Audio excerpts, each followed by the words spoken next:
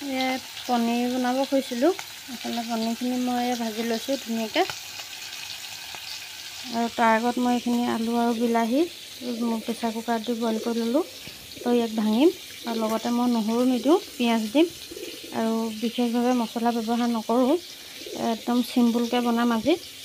আপোনালোকে চাবচোন এবাৰ, এনেকৈও বনাবলৈ আপোনালোকে চেষ্টা কৰিব, কোনো মছলা নিদিয়াকৈ। আলু বিলাহীৰ লগত আচলতে পনীৰ বৰ ধুনীয়া হয় খাবলৈ, ভাল লাগেও খাই। আপোনালোকে এবাৰ বনাবলৈ চেষ্টা কৰিব। এইখিনি মই বইল কৰি থৈছোঁ এনেকৈ, আৰু ইয়াত পিঁয়াজ কাটি থোৱা আছে। এইখিনি পনীৰ ভাজি আছোঁ।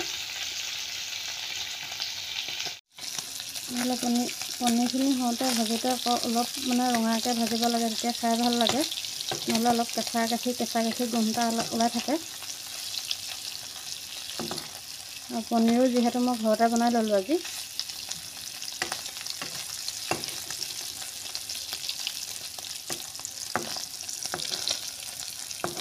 এনেকৈ দেখিছে ইমান ধুনীয়াকৈ, হালধি নিদিওঁ ভাজোঁতে, ৰঙা হৈ ভাজ খাইছে।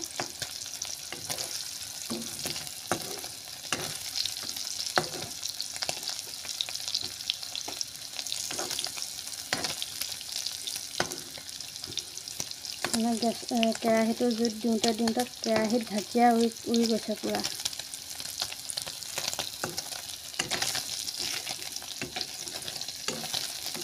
আৰু মছলা ব্যৱহাৰ কৰোঁ, মছলা ব্যৱহাৰ নকৰা নহয়। আচলতে মই ছানৰাইজটো কৰোঁ এভৰিডে। মছলাটো খাই আজিকালি বেয়া লগা হ'ল, ভাল নালাগে, সেইকাৰণে ছানৰাইজটো ব্যৱহাৰ কৰোঁ মই। নহৰুখিনি ধুনীয়াকৈ ভাজি লৈ মই এইখিনি ইয়াত দিলোঁ। এইখিনি ধুনীয়াকৈ ভাজি থাকিম।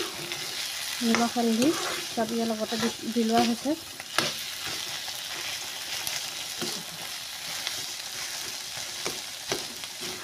আপোনাৰ সকলো ধৰণৰ মছলাই ব্যৱহাৰ কৰিব পাৰিব। পনীৰ মছলাও আছে, কিন্তু আমি সিমানখিনি মছলা নাখাওঁ যেতিয়া আমি নিদিওঁ সেইখিনি। আৰু আপোনালোকে এনেকৈ বনোৱাটো হৈছেনে নাই মোক কমেণ্ট কৰি জনাবচোন। আৰু যিখিনি পনীৰত থকা পানীখিনি আছে নহয়, সেইখিনি ইয়াত দি দিছোঁ, তেতিয়া আৰু ধুনীয়া হয়। এইখিনি পেলাই দিব নালাগে আচলতে, সেইখিনিও দিব লাগে।